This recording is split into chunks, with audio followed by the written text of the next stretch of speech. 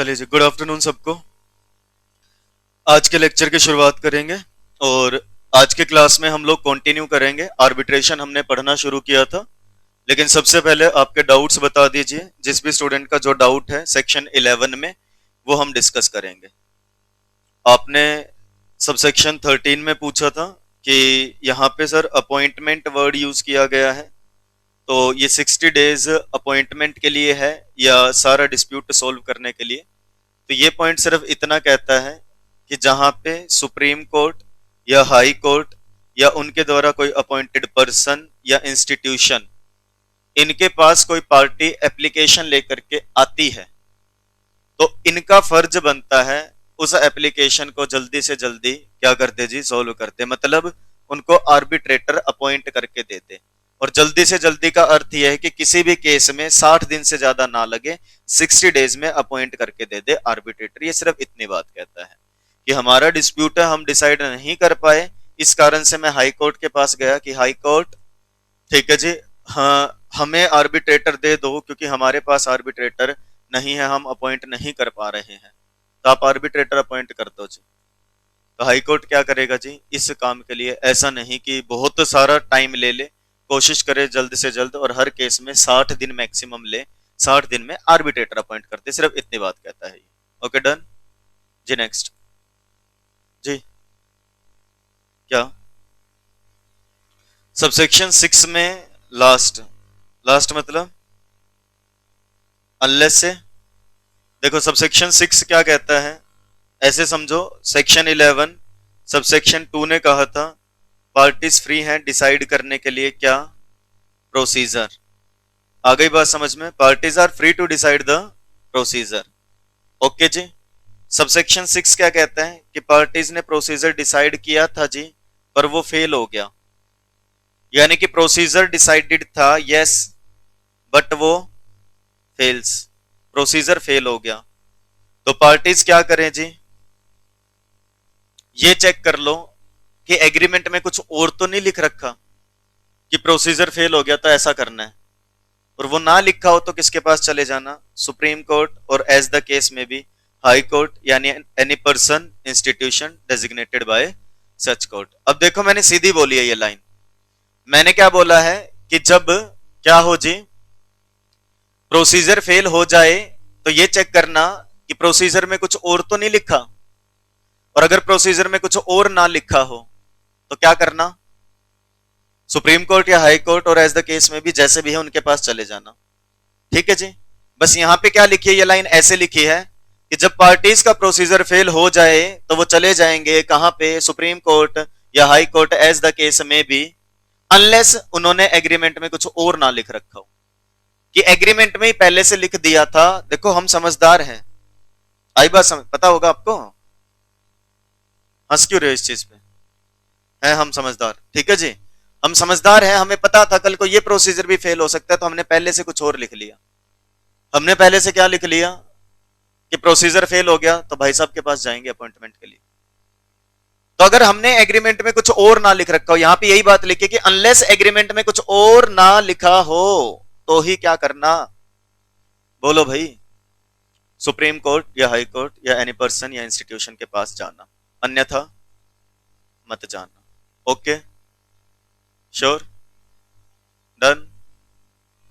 और पूछिए जी, इधर से किसी का डाउट था, हाथ उठाया था किसी ने?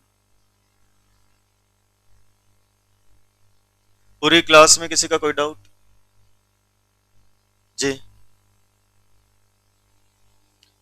सुप्रीम कोर्ट या हाई कोर्ट या उनके द्वारा कोई पर्सन या इंस्टीट्यूशन, आर्बिट्रल इंस्टीट्यूशन, मैं गया जी हमें आर्बिट्रेटर अपॉइंट करके दे दो, तो इनको यह ध्यान में रखना है कि जिस भी आर्बिट्रेटर को अपॉइंट करेंगे, कि मान लो वो इनको अपॉइंट कर रहे हैं शोभित को, तो शोभित से एक डिस्क्लोजर ले लेंगे कि शोभित जी राइटिंग में लिख करके दे दो क्या, कि आप सेक्शन 12 का कंप्लायंस कर रहे हो, सब सेक्शन 1 का। ये क्या होता है ये मैं बता दूंगा अभी। वैसे यहां पे बताया भी गया है क्या, कि शोभित ये लिख करके देंगे कि पार्टीज ने जो भी क्वालिफिकेशन मांगी है जी मेरे पास वो है, और मैं यहाँ पे सारी चीजें आपको बता रहा हूं, डिस्क्लोज कर रहा हूं, या सब चीजों को ध्यान में रख के कह रहा हूं कि मेरी अगर आप अपॉइंटमेंट करते हो तो मैं एक इंडिपेंडेंट और इम्पार्शियल आर्बिट्रेटर के जैसे काम करूंगा, या ये कह लो मैं एक इंडिपेंडेंट या इम्पार्शियल आर्बिट्रेटर के जैसे बिहेव करके दिखाऊंगा। आ गई बात समझ में? बोलो भाई, बोलो। डन? श्योर? क्लियर? किसने पूछा था? आपने? डन? कि जब भी सुप्रीम कोर्ट या हाई कोर्ट या इनके द्वारा बताया गया पर्सन या इंस्टीट्यूशन किसी आर्बिट्रेटर को अपॉइंट करे तो उनसे राइटिंग में डिस्क्लोजर ले ले कि वो क्या है जी, क्वालिफाइड है, जो पार्टीज ने क्वालिफिकेशन बताई है। जैसे हमने कहा कि हमारा आर्बिट्रेटर सीएस होना चाहिए, लॉयर होना चाहिए, तो वो लिख के दे दे डेट इज मेरे पास वो क्वालिफिकेशन है जी जो पार्टीज ने मांगी है। Okay, done? और बताइए। 11 इतना समझ में आता है? बोलो भाई। 11 एक बार इतना ही पढ़ेंगे, ठीक है? कुछ सबसेक्शंस इसमें पेंडिंग है, वो भी नहीं करवा रहा। इसके बाद आप एग्जाम्पल पढ़ो। एग्जाम्पल कल किया था क्या हमने? देखिए क्या कहता है example. A and B intends to commence arbitration proceedings. A और बी आर्बिट्रेशन शुरू करना चाहते हैं और ए की इच्छा है कि वो किसको अपॉइंट कर ले, एक्स को अपॉइंट कर ले, किसके तौर पे? अपने आर्बिट्रेटर के तौर पे। जबकि बी किसको अपॉइंट करना चाह रहे हैं जी? वाई को अपॉइंट करना चाह रहे हैं इस आर्बिट्रेशन के लिए। आ गई बात समझ में? एक्स क्या ए क्या कह रहा है जी, किसको ले आओ?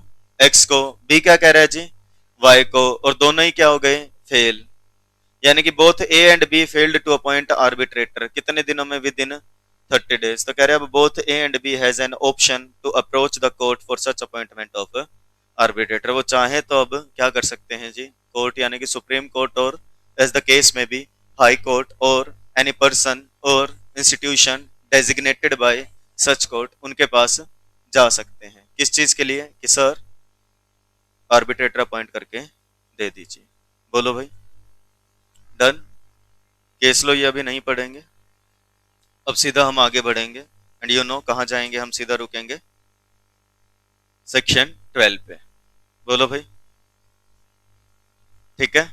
ये फोर्थ शेड्यूल ये वाला पॉइंट अभी नहीं बता रहा, बाद में डिस्कस कर लेंगे। वैसे है आसान, फीस के रिलेटेड बात लिखी है, बट नहीं भी करेंगे तो ऐसा नहीं है कि कुछ पेंडिंग रहे।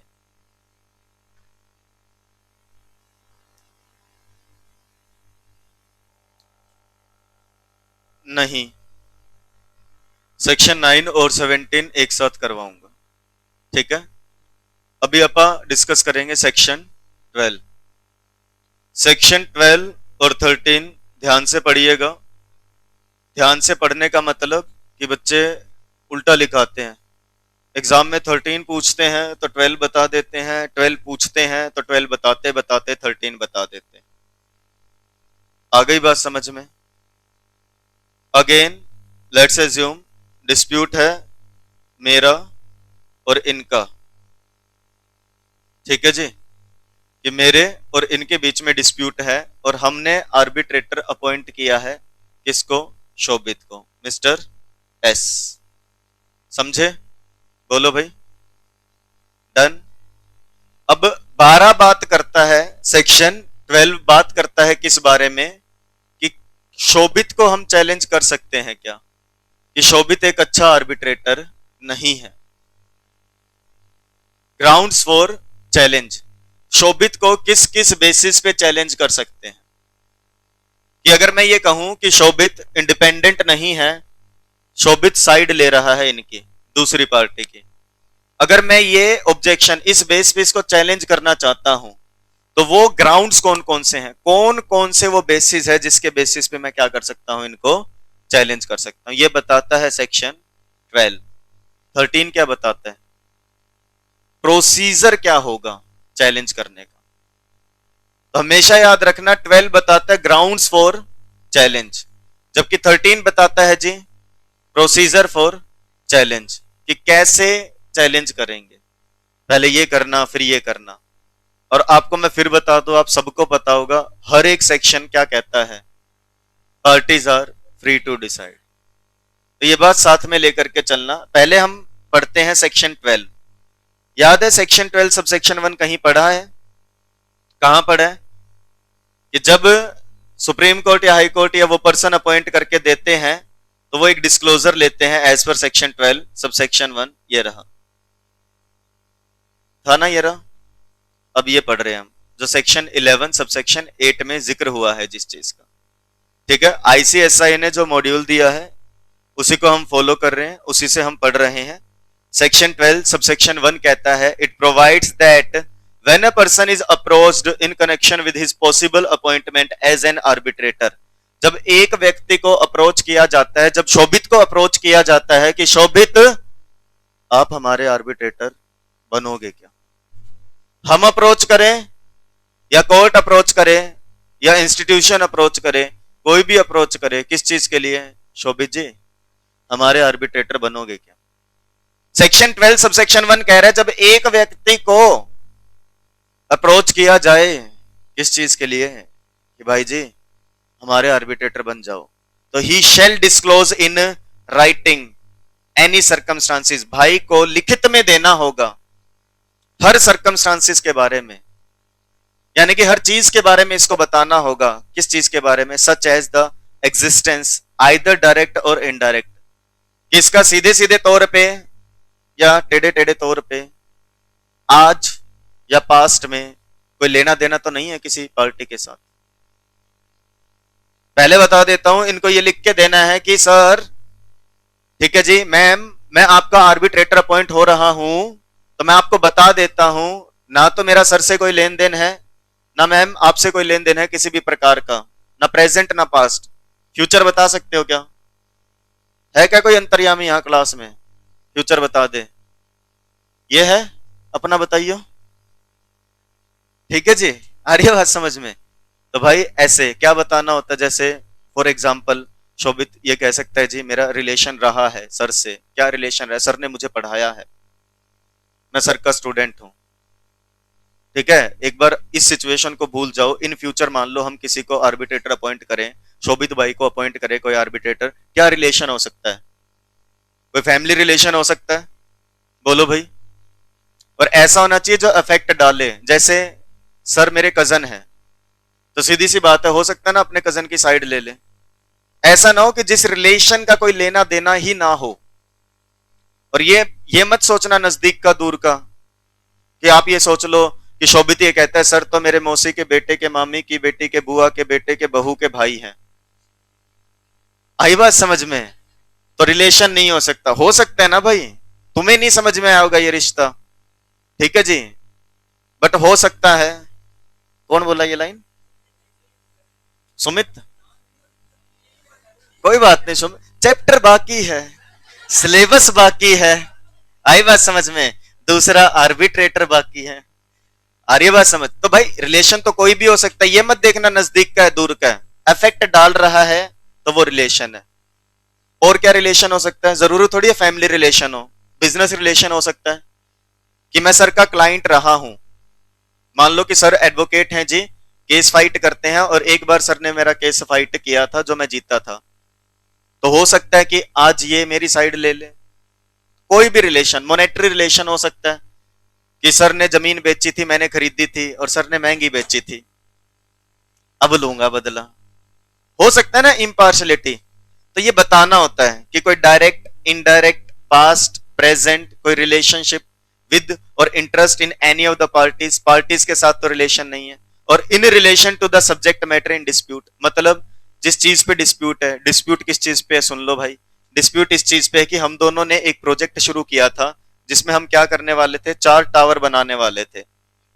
मोबाइल टावर नहीं, सोसाइटी में 4 टावर बनाते, 6 फ्लोर का एक टावर था और हर फ्लोर पे 4 फ्लैट थे। समझ गए होगे, टावर्स बोलते हैं सोसाइटी में जब बिल्डिंग होती है, जिनको आप फ्लैट बोलते हो, फ्लैट बने हुए, यानी कि 6 floors multiply 4 flats on each floor, 24 flats in 1 tower. और टोटल 4 टावर थे, यानी कि 96 फ्लैट हम लोगों ने बनाने थे और जो सेल आउट करने थे। पार्टनरशिप में हम बना रहे थे, हमारा डिस्प्यूट हो गया, डिस्प्यूट सॉल्व करना है। आर्बिट्रेटर शोभित जी आए हैं और शोभित जी ने खुद ने 2 फ्लैट बुक करवा रखे इनमें। हो गया या नहीं हो गया रिलेशन? पार्टीज के साथ नहीं, सब्जेक्ट मैटर में डिस्प्यूट जिस चीज का है, और पार्टीज से भी रिलेशन है कि ये क्लाइंट है, तो ऐसा नहीं होना चाहिए। कैसा कैसा? फाइनेंशियल, बिजनेस, प्रोफेशनल और अदर काइंड। ठीक है जी। अदर काइंड मतलब दोस्ती, कोई और, जैसे ये कह दे सर तो मेरे भाई जैसे हैं, है ना, he is like my brother from another mother, बोल सकता है भाई, भाईचारा है, तो हो सकता है ना साइड ले ले। बोलो भाई, आई बात समझ में? Which is likely to give rise to justifiable doubts as to his independence or impartiality, जिससे भाई की काबिलियत पे नहीं, भाई की इम्पार्शलिटी पे, भाई की इंडिपेंडेंसी पे शक हो रहा है। बोलो भाई, बताएं। कोई भी रिलेशन हो सकता है, जैसे मान लो शोभित की शादी हुई, हंसना क्या था इसमें? और तू खुद क्यों हंस रहा है? नहीं हो सकती, खुद ही हंस रहा है, बताओ। शोभित क्या क्या पति बने रहा तुम, हंस रहा है, बताओ। हो सकता है ना शोभित की शादी हुई, आपा मान लेते हैं, इसको तो यकीन नहीं हो रहा, चलो कोई बात नहीं, ठीक है जी। और फिर बता दूं, इस घटना के सभी पात्र काल्पनिक हैं, ये घटनाएं, ठीक है, सच्ची घटनाओं पे आधारित नहीं है। अब पॉसिबिलिटी है यानी कि इसकी बीवी और दूसरी पार्टी बेस्ट फ्रेंड्स हैं, समझ गए? और पार्टी ने क्या बोल दिया? बोलो भाई, अपनी दोस्त को कि अपने पति को बोल देना, और आपको पता ही है शोभित की कितनी चलेगी। आई बात समझ में? भाई शोभित की वाइफ आके कहती है वो मेरी दोस्त है, उसकी आर्बिट्रेशन हो रही है, आपके पास ही केस है, तो थोड़ा देख लेना। शोभित बोले नहीं, मैं अपने प्रोफेशन को मिक्स नहीं कर सकता, पर्सनल और प्रोफेशनल रिश्ते मिक्स नहीं करूंगा। और इसकी बीवी इसको पकड़ के, क्या नहीं करेगा? कुछ नहीं जी, कुछ नहीं। हो सकता है या नहीं हो सकता? बोलो भाई, हो सकता है ना? क्या कह रहा है, हो गई? अरे शोभित ऐसे नहीं बोलते बेटा, बेटा सुन लिया बस, आ गई बात समझ में? तो सेक्शन 12 सुन लो। 12 का टाइटल क्या है? Grounds for challenge. ऐसे शुरुआत हुई है क्या कि एक पर्सन चैलेंज कर सकता है आर्बिट्रेटर को इस बेसिस पे, ऐसा लिखा है? नहीं, लिखा यह है सेक्शन 12 सब सेक्शन 1 ये कहता है कि जब आर्बिट्रेटर अपॉइंट हो तो राइटिंग में दे क्या, कि मेरा कोई भी रिलेशन नहीं है, direct indirect, past present, with party और सब्जेक्ट मैटर, वेदर फाइनेंशियल, ठीक है जी, बिजनेस, प्रोफेशनल और अदर काइंड, जिससे डाउट हो सकता हो। एंड, और नहीं लिखा, एंड साथ में क्या बोलेगा कि which are likely to affect his ability to devote sufficient time to the arbitration. लिख के दे कि मैं आपकी आर्बिट्रेशन को पूरा समय दे पाऊंगा, and particularly I am able, कि मैं आप लोगों की आर्बिट्रेशन पूरी कर दूंगा with in a period of 12 months, 12 महीने के अंदर अंदर मैं क्या कर दूंगा जी, आपकी आर्बिट्रेशन पूरी करवा दूंगा। लिख के दे भाई। सर ये जरूरी है लिखवाना? हाँ लिखवा दो ना, क्या पता ये आज आर्बिट्रेटर अपॉइंट हुआ, 15 दिन बाद पहली हियरिंग थी, हम आए, फिर 15 दिन बाद यानी टोटल 30th डे पे सेकंड हियरिंग थी, उसमें आके कहता है अच्छा ऐसा है जी, ये हियरिंग तो हो गई, अगली हियरिंग होगी 3 महीने बाद। हम बोले क्यों?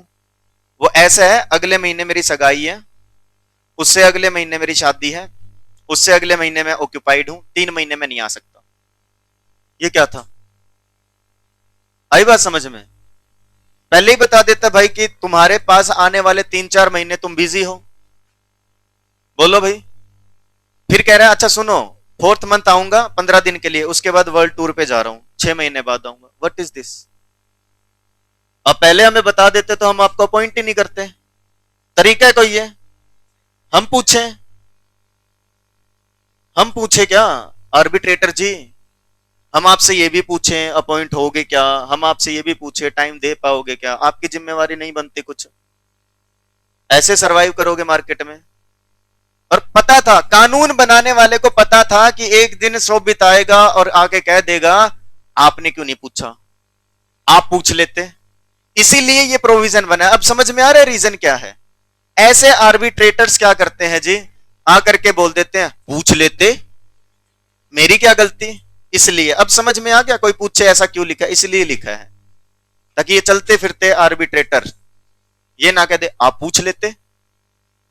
दैट्स वाई यहां पे लिखा गया है कि जब भी आर्बिट्रेटर अपॉइंट हो तो पहले से बता दे। हाँ जी, 12 महीने इसको कहना है, 12 महीने में डिस्प्यूट सोल्व कर दूंगा। ठीक है जी। हाँ जी, तो बताएंगे जी, सब चीजों का जवाब देगा एक्ट। 12 महीने में ना हो तो 6 महीने की एक्सटेंशन दे सकते हैं, उसमें भी ना हो तो फिर इसकी फीस कटनी शुरू होगी। अभी मैंने आपके बारे में ऐसा सोचा नहीं है। ठीक है जी, सबर करो भाई। हाँ जी, सेकेंड पॉइंट सिर्फ ये कह रहा है, ये साथ में ये भी लिख करके देंगे कि मैं आपके आर्बिट्रेशन के लिए अच्छे से टाइम डिवोट करूंगा और मैं क्या करूंगा, पूरी कोशिश करूंगा कि आपका डिस्प्यूट हम क्या करते जी 12 महीने में सॉल्व कर दें। अभी इतना पढ़ो जितना बताया है, 12 महीने में हुआ नहीं हुआ, आर्बिट्रेटर मर गया, क्या सवाल है ये। ठीक है जी, ये सब जवाब मिलेंगे आपको। ठीक है, अभी के लिए इतना पढ़ो जितना बताया जा रहा है। सेक्शन 12 सब सेक्शन 1 क्या कहता है, आर्बिट्रेटर की ड्यूटी बनती है ये। ओके भाई, बोलो भाई। अब कोई व्यक्ति बोले सर किन चीजों के बेसिस पे मन में डाउट आ सकता है कि आर्बिट्रेटर इंडिपेंडेंट है या इम्पार्शियल है, ये है या नहीं है, हम कैसे माने भाई, किस चीज को ऐसा बोल सकते कि ऐसा है। बोलो भाई। हो सकता है ना कोई चीज किसी के लिए डाउट क्रिएट करने वाली हो, कोई चीज किसी के लिए डाउट क्रिएट ना करती हो, बताएं। इसी चीज के लिए इस चीज का जवाब दिया गया शेड्यूल 5 में। ठीक है जी, ये किसने पूछा।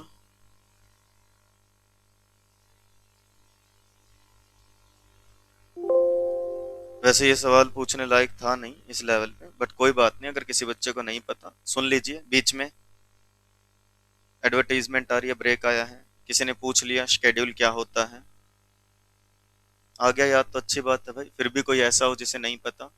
जब भी कोई लॉ, जब भी कोई एक्ट, कानून ड्राफ्ट किया जाता है तो कानून में अलग अलग चैप्टर बनाए जाते हैं।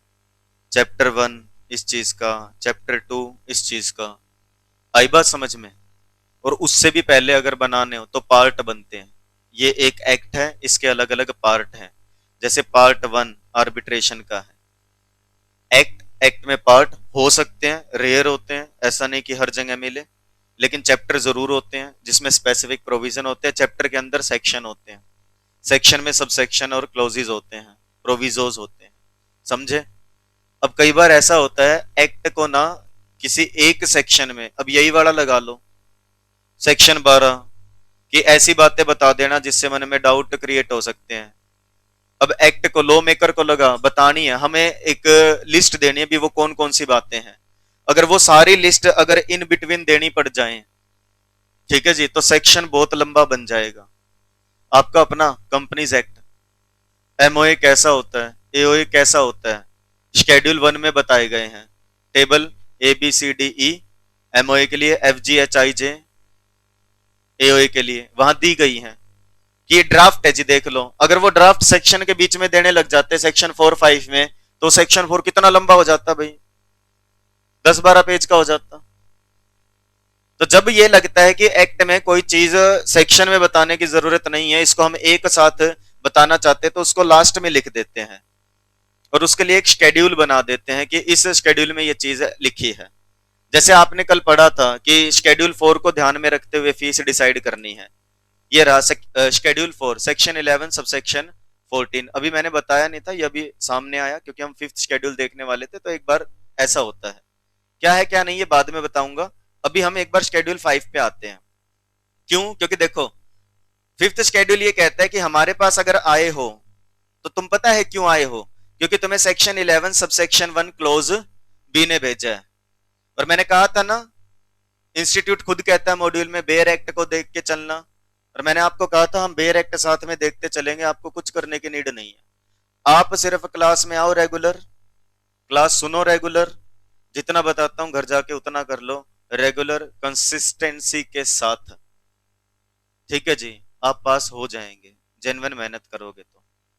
सिर्फ एक चीज बस आपको आनी चाहिए कि आप जितना पढ़ते हैं, जो बात आप बताना चाहते हैं वो आप अच्छी इंग्लिश में लिख सकते हैं। आपकी इंग्लिश अगर अच्छी है, आप अपनी बात समझा पा रहे हैं, बाकी काम मैं अपने आप करवा दूं। ना चाहते हुए भी तुम्हें याद हो जाएगा। अब घर जाके तुम पढ़ते नहीं भाई, तो अपने पास कोई इलाज है नहीं। इतने छोटे बच्चे हैं नहीं कि घर वाले पेंसिल पकड़ के बै ये बनाना सिखाएं तुम्हें। सीरियस हो जाओ, मैच्योर हो जाओ, you are going to be a professional. ठीक है, लास्ट नाइट मैंने एक वीडियो अपडेट की थी स्टेटस पे, अगर आपने देखी है, ठीक है जी, तो आप इस चीज को समझ लेना कि क्या इंस्पिरेशन होती है, क्या चीज होती है, क्या डेडिकेशन होती है।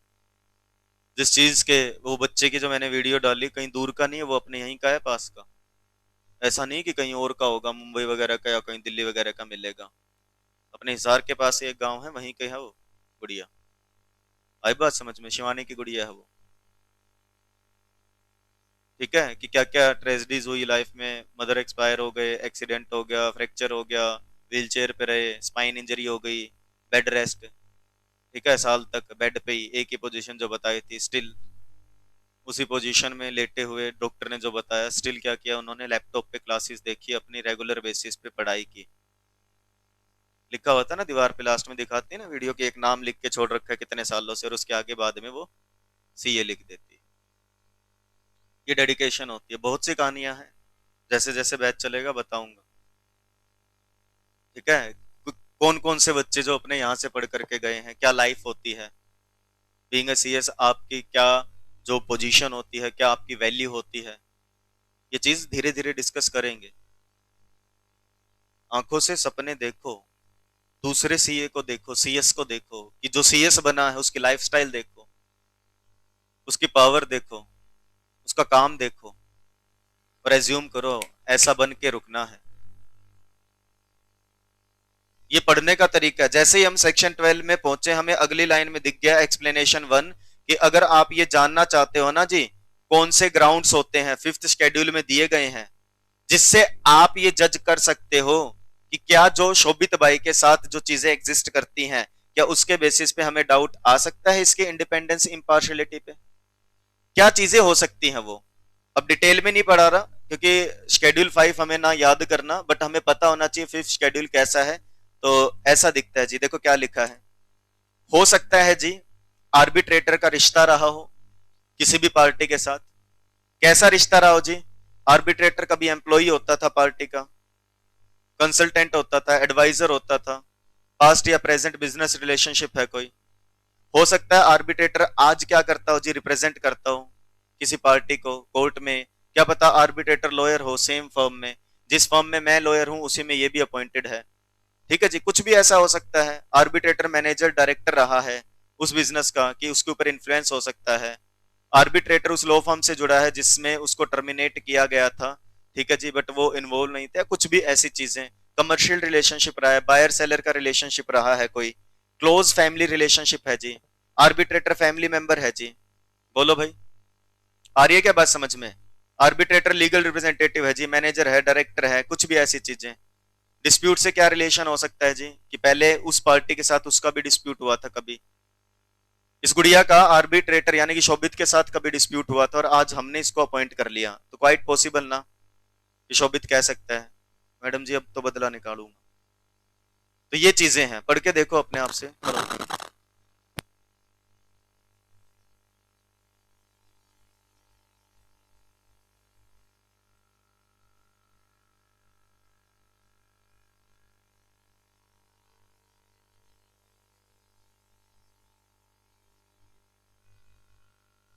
तो ये देखो, ये कुछ बातें बताई गई है कि ऐसे ऐसे चीजें हो सकती हैं। आर्बिट्रेटर ने कभी पिछले 3 सालों में सर्व किया था, आर्बिट्रेटर ने पिछले 3 सालों में ऐसा किया था, कोई मैटर था। आर्बिट्रेटर का दूसरे आर्बिट्रेटर से कोई रिलेशन है, मतलब हमने 3 आर्बिट्रेटर अपॉइंट किए हैं, ठीक है जी, और 2 आर्बिट्रेटर एक दूसरे को जानते, तो पॉसिबिलिटी हो सकती है कि वो तीसरे को थोड़ा सा आउट रखे, उसकी बात ना सुने। ये सारी चीजें हैं। अगर कोई बच्चा डिटेल में पढ़ना चाहता है स्टिल, तो इसको एक बार ओवरव्यू ले सकता है। आ गई बात समझ में? बोलो भाई, कैसे लिख के देगा? ऐसे, sixth schedule section 12 subsection B, नाम Shobhit, contact detail shobit@gmail.com, prior experience 2 साल का, number of ongoing arbitration 3 arbitration अभी चला रहा है। क्या लिखेगा?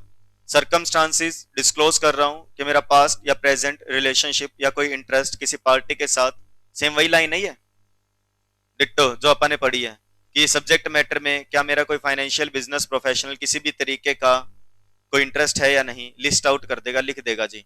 ये बातें हैं जो मुझे लगता है आपको बतानी चाहिए। बोलो भाई। और फिर क्या लिख देगा, सरकमस्टांसिस जिसके बेसिस पे इसको लग रहा है कि मैं आर्बिट्रेटर पूरी कर पाऊंगा या नहीं कर पाऊंगा आर्बिट्रेशन, लिख देगा कि बीच में मेरे को 7 दिन के लिए सूरत जाना है किसी की शादी में, बट स्टिल मैं क्या करूंगा, आपकी आर्बिट्रेशन कंप्लीट करवा दूंगा 12 महीने में। ये फॉर्मेट दिया गया है कि ऐसे लिख करके देगा भाई, डिस्क्लोजर करेगा ऐसे। आ रही है बात समझ में? बोलो भाई। इतना समझे क्या?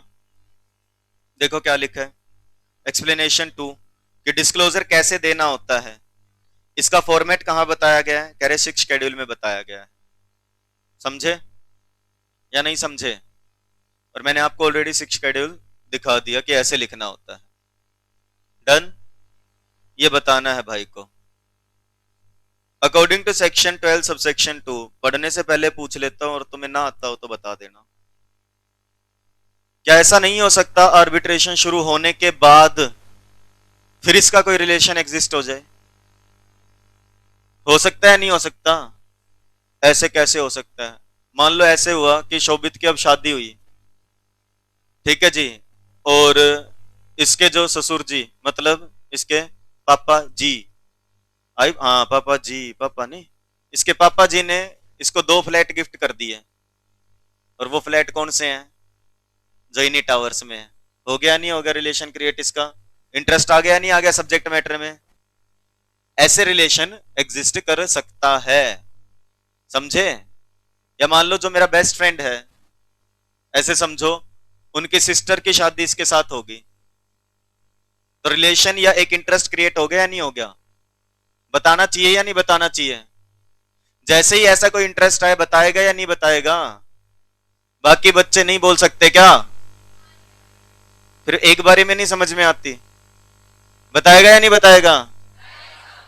तो आता है तुम्हें सबसेक्शन 2 पहले से। सबसेक्शन 2 यही कहता है, एन आर्बिट्रेटर यानी शोभित भाई from time to time of his appointment and throughout, कब तक, जब तक आर्बिट्रल प्रोसीडिंग चलेगी, शेल पक्का पक्का बिना किसी देरी के डिस्क्लोज कर दे पार्टीज को राइटिंग में, अगर कोई सरकमस्टांस कैसा जो ऊपर बताया है सबसेक्शन 1 में वैसा सरकमस्टांस क्या हो जाए, एग्जिस्ट कर जाए, तो बता दे तुरंत प्रभाव से। अनलेस कब नहीं बताएगा, they have already been informed of them by him. अगर इसने पहले से बता रखा था, इसने पहले से ये चीज बता रखी थी कि मेरी शादी होनी है 3 महीने बाद इस इंसान से, और उसी से हुई है, तो अब बताने की जरूरत है नहीं कि इंटरेस्ट, क्योंकि उस समय पे हमने, हो सकता है ये चीज हमें पता हो। एक चीज और बता दो भाई, जितने भी एक लिख करके देगा जी मेरा ये इंटरेस्ट है, तो उसके बाद तो हमारा डिसीजन होगा या नहीं होगा, किसको अपॉइंट करना है या नहीं करना।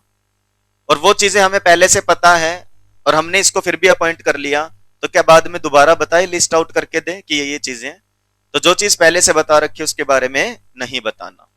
ये कौन सा सेक्शन कहता है? Section 12 subsection 2। सेक्शन 12 सबसेक्शन 3 ये कहता है, एन आर्बिट्रेटर में बी चैलेंज्ड ओनली इफ। अब आता है चैलेंज, ग्राउंड्स फॉर चैलेंज। जब पेपर में क्वेश्चन आए ना ग्राउंड्स फॉर चैलेंज का, तो पहले 1 बताना, 2 बताना शॉर्ट में, और फिर 3 बताना डिटेल में। ये वो ग्राउंड्स हैं। क्या है?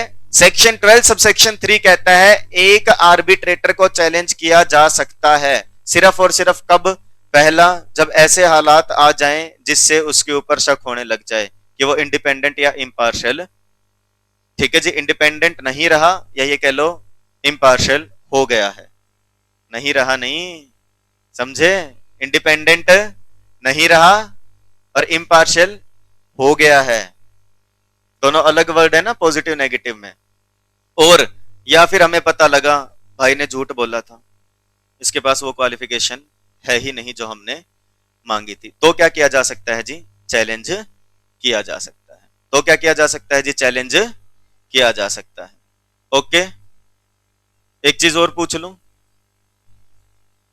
हमने शोभित को अपॉइंट किया नहीं किया? दोनों ने किया ना?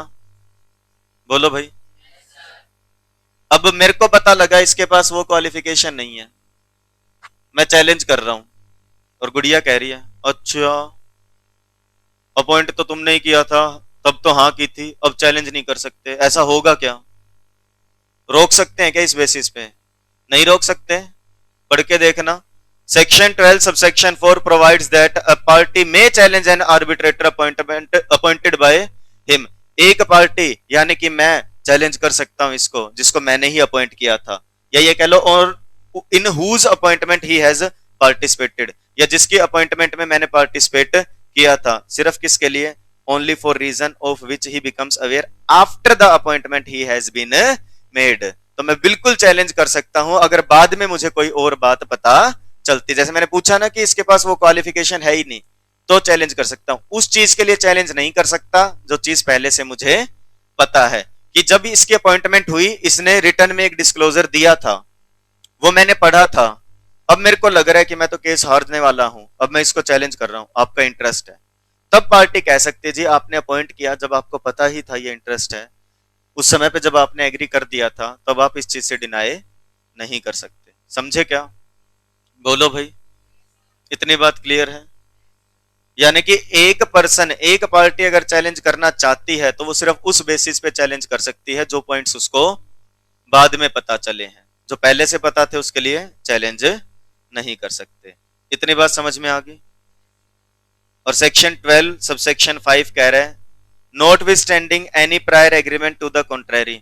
मतलब पार्टीज ने अगर पहले से कुछ और डिसाइड कर रखा है, उसको साइड में रखते हुए, अब पढ़ लेना, एनी पर्सन जिसका रिलेशनशिप है पार्टीज या काउंसिल के साथ या सब्जेक्ट मैटर के साथ। कौन सा रिलेशनशिप है? कह रहे जो 7th शेड्यूल में लिखी गई है उनमें से कोई भी चीज अगर एग्जिस्ट करती है तो ऐसा आर्बिट्रेटर इनएलिजिबल हो जाएगा। यानी कि अगर शोभित भाई 7th शेड्यूल में आते होंगे तो शोभित भाई आर्बिट्रेटर नहीं बन पाएंगे। ये रहा the 7th schedule, see section subsection 5। And same बातें देखने को मिलेंगी आपको जो पहले पढ़ी थी शेड्यूल 5 में कि कब कब माना जाता है रिलेशन एग्जिस्ट करता है। वही बातें हैं कि आर्बिट्रेटर एम्प्लॉय है, कंसल्टेंट है, एडवाइजर है, कोई पास्ट प्रेजेंट बिजनेस रिलेशनशिप है, एक पार्टी के साथ जुड़ा है, एक पार्टी को रिप्रेजेंट करता है, आर्बिट्रेटर सेम फर्म में लॉयर है, मैनेजर डायरेक्टर है बिजनेस का। ये वो बातें हैं। ऐसे इंसान आर्बिट्रेशन में आर्बिट्रेटर नहीं बन पाते हैं। उस आर्बिट्रेशन में, ऐसा नहीं कि किसी भी आर्बिट्रेशन में, जो पर्सन इनमें से भी किसी भी कैटेगरी में आ गया तो वो क्या हो जाएगा? इनएलिजिबल हो जाएगा। उसको हम क्या नहीं करेंगे? अपॉइंट नहीं करेंगे। बोलो भाई। इतनी बात समझ में आई? बोलो भाई। सेक्शन 12 सबसेक्शन 1 ये कहता है एक पर्सन जब भी आर्बिट्रेटर के तौर पे अपॉइंट हो तो उसे क्या करना पड़ेगा जी? डिस्क्लोजर देना पड़ेगा। दो चीजों का डिस्क्लोजर, पहला रिलेशन वगैरह एग्जिस्ट नहीं करता, दूसरा 12 महीने में आर्बिट्रेटर आर्बिट्रेशन कंप्लीट कर देगा। सबसेक्शन 2 कहता है कि बाद में अगर कोई एग्जिस्ट करने लग जाए रिलेशन तो बता देना। सबसेक्शन 3 क्या कहता है जी? यहां पे लिख लेना कि यहां से 3 शुरू हो जाता है। सबसेक्शन 3 मेन है जो कहता है ग्राउंड्स फॉर चैलेंज, किस किस बेसिस पे आप चैलेंज कर सकते हो। 4 बताता है वो पर्सन भी चैलेंज कर सकता है जिसने अपॉइंट किया था, बस जो रीजंस है जो चैलेंज करने के वो बाद में आए हो। 5 कहता है कि एक पर्सन इनएलिजिबल है अगर वो 7th शेड्यूल में आता है। और सेक्शन 12 सबसेक्शन 6 ये कहता है कि that where an arbitral award is set aside on an application made under section 12 subsection 5। मतलब सेक्शन 12 सबसेक्शन 5 ने क्या बोला था जी? कि कौन पर्सन इनएलिजिबल है, वो वाला। आई बात समझ में? और मेरे को बाद में पता चला और मैंने चैलेंज किया और ये इनएलिजिबल पाया गया। बोलो भाई। तो इसने जो फैसला सुनाया था, आर्बिट्रल अवार्ड किसे कहते हैं? जो आर्बिट्रेटर का फैसला उसे कहते हैं। ये तो सबको पता है ना। जिसको नहीं पता, जब आर्बिट्रेटर फैसला सुनाता है तो उसे आर्बिट्रल अवार्ड कहा जाता है। ठीक है जी। तो कह रहे हैं कि जहां पे आर्बिट्रल अवार्ड सेट असाइड हो गया, क्यों हो गया? क्योंकि किसी ने एप्लीकेशन लगा दी थी सेक्शन 12 सबसेक्शन 5 के तहत, तो कोर्ट डिसाइड कर सकती है कि ऐसे आर्बिट्रेटर को फीस मिलेगी या नहीं मिलेगी। ठीक है जी। एक बात बताओ, जब मैं चैलेंज करूंगा कि तुम आर्बिट्रेटर अच्छे नहीं हो, सही नहीं हो, इंडिपेंडेंट नहीं हो, इम्पार्शियल हो गए हो, तो उसका फैसला भी क्या होगा? कैंसिल होगा या नहीं होगा? सेट असाइड करने का मतलब होता है जो फैसला सुनाया गया है उसको कैंसिल करना। डन। सेक्शन 12 कंप्लीट है क्या? आज मैंने आपको सिर्फ इस लेक्चर में सेक्शन 12 करवाया है। 1 ने बताया डिस्क्लोजर देना है जी। 2 ने क्या बताया बोलो? बाद में अगर कोई रिलेशन एग्जिस्ट करे तो डिस्क्लोजर दे देना। 3 ने ग्राउंड्स फॉर चैलेंज बताए हैं। 4 ने क्या बताया है जी? वो पार्टी भी चैलेंज कर सकती है। 5 ने इनएलिजिबल हो जाएगा ये बताया है। 6 ने बताया है अगर आर्बिट्रेटर को चैलेंज किया गया था और उसका अवॉर्ड फैसला सेट असाइड हो जाता है। आई बात समझ में जी? तो फीस मिलेगी या नहीं मिलेगी, कोर्ट डिसाइड करे। 4th शेड्यूल फीस का है। 5th शेड्यूल रिलेशन का है। 6th शेड्यूल डिस्क्लोजर कैसे देना है ये बताता है। 7th शेड्यूल आर्बिट्रेटर इनएलिजिबल कब कब होता है ये बताता है। आप सबको इतना पढ़ के आना है, रिवाइज करके आना है। कोई भी डाउट होंगे हम कल डिस्कस करेंगे। फिर हम सेक्शन 13 पढ़ेंगे कि एक आर्बिट्रेटर को चैलेंज कैसे किया जाता है। आज के लिए इतना ही, मिलेंगे अगले लेक्चर में। Till then bye bye, tata and take care. अपना ध्यान रखें, अपने पेरेंट्स का ध्यान रखें और खूब मन लगा के पढ़ाई करें। Thank you, that's it for the day.